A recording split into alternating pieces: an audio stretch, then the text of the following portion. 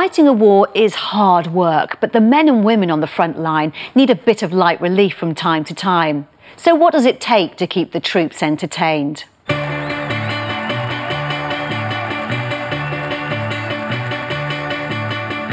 Visits by high-profile entertainers and celebrities are one of the best ways to raise morale among the forces.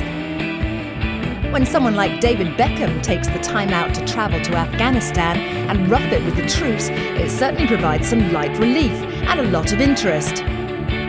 Forces personnel like to take home mementos of their Afghan tour, and what better than a photograph with arguably one of the most famous faces in the world. It was just before the World Cup this summer that the England star paid a surprise visit to Camp Bastion. He shook hundreds of hands, posed for countless photographs and signed his autograph on everything from T-shirts to machine guns. And after a lunch of chips and beans at the cookhouse, he challenged the boys to a game of penalty shootout. Beckham also manned the airwaves and took calls at the British Forces broadcasting radio station at Camp Bastion. In Afghanistan, it's our birthday. The station broadcasts news and music across Helmand Province 24 hours a day.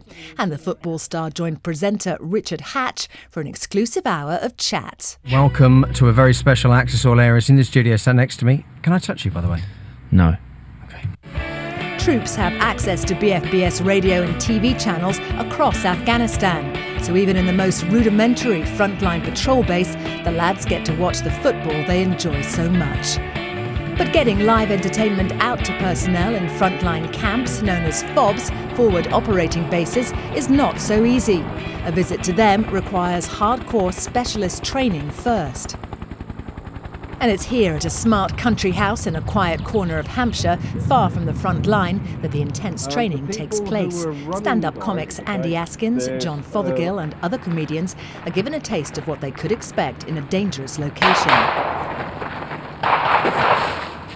Andy and John have been asked by CSE, Combined Services Entertainment, to perform for the first time at frontline bases in Helmand, and they must undergo a rigorous hostile environment course first. From emergency resuscitation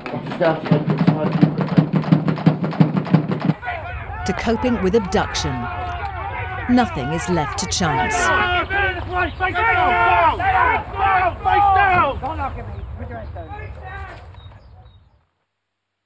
It's a far cry from their usual environment, performing at two of the country's top comedy clubs, Jongleurs and the Comedy Store. I don't think I'm racist, but the Ku Klux Klan, they all look the same to me.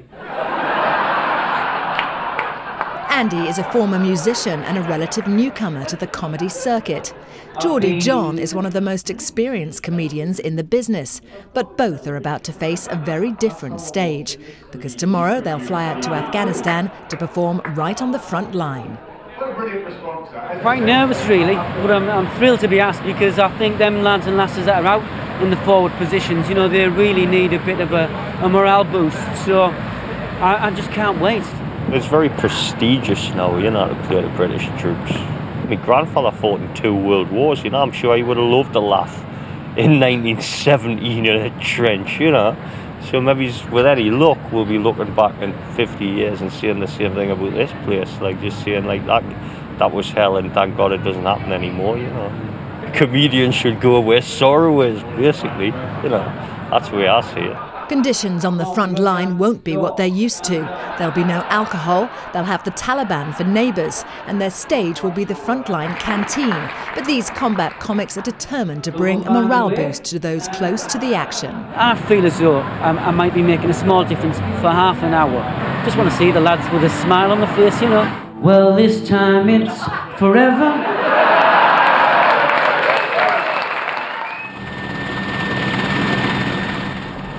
Helmand, and as the Merlin helicopter winds its way over the harsh desert beneath, Andy and John are making their way to the British frontline base at Musa Qala, which has seen some of the most ferocious fighting between British troops and the Taliban. At the camp, they're given a vantage point of life beyond the perimeter. Only metres away is the notorious Green Zone, where much of the fighting has taken place. Wearing body armour, neither has been this close to the front line before. Lovely to be here. No, I am from Newcastle in the northeast of England. Do we have any Geordies in tonight? Yep. Yep. One Geordie girl there. Yep. And this is what the trip is about. On a makeshift stage in the cookhouse, bringing laughs to young men and women who are a long way from home and who, just hours earlier, were engaged in fighting and putting their lives on the line. Sure.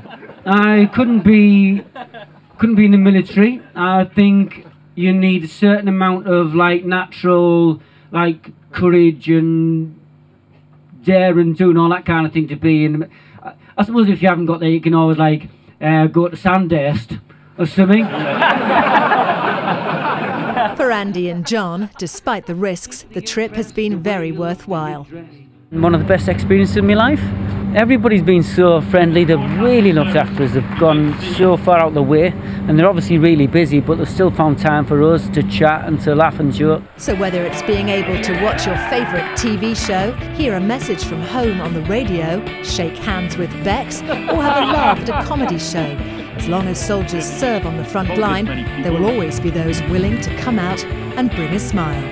These guys are the bravest people that I've ever met, and it truly is an honour to be here.